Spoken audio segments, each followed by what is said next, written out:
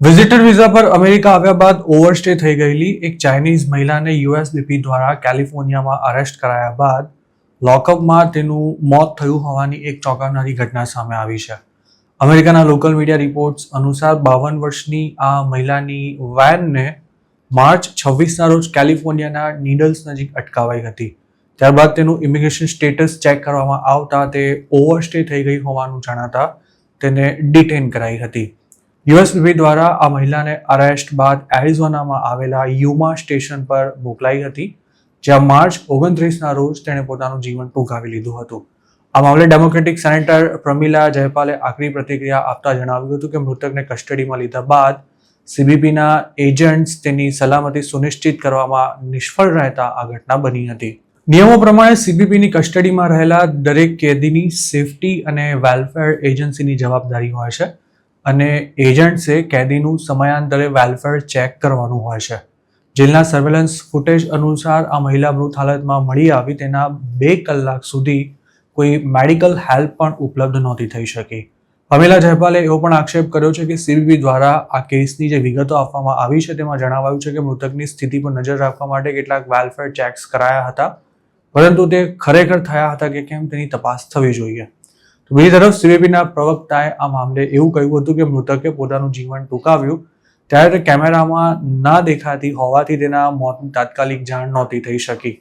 આ ઘટનાની માહિતી પણ છેક એપ્રિલ 3ના રોજ એક સ્ટેટમેન્ટ આપીને સત્તાવાર રીતે જાહેર કરવામાં આવી હતી, જેમાં એવું જણાવાયું હતું કે કસ્ટડીમાં રહેલી મહિલા મૂર્છિત અવસ્થામાં તેની સેલમાંથી મળી આવી હતી, જેને પહેલા એજન્ટ્સ દ્વારા ટ્રીટ કરાઈ હતી અને ત્યારબાદ ઇમરજન્સી મેડિકલ સર્વિસનો સંપર્ક કરી તેને લોકલ હોસ્પિટલમાં લઈ જવાઈ હતી, જ્યાં તેને મૃત જાહેર કરવામાં આવી હતી.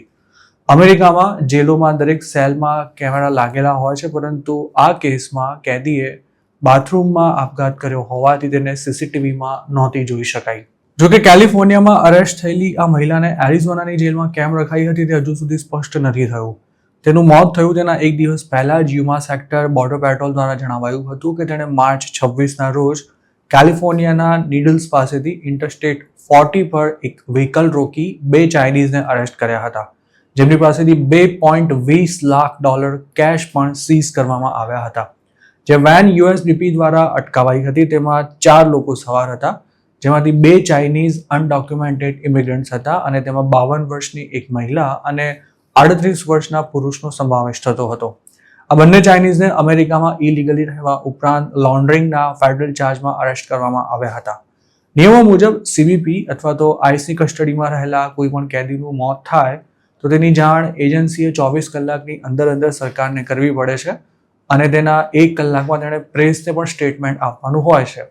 જોકે એરિઝોનાના કેસમાં મહિલા કેદીનું મોત થયાના દિવસો સુધી તેના સમાચાર દબાવી રાખવામાં આવ્યા હતા.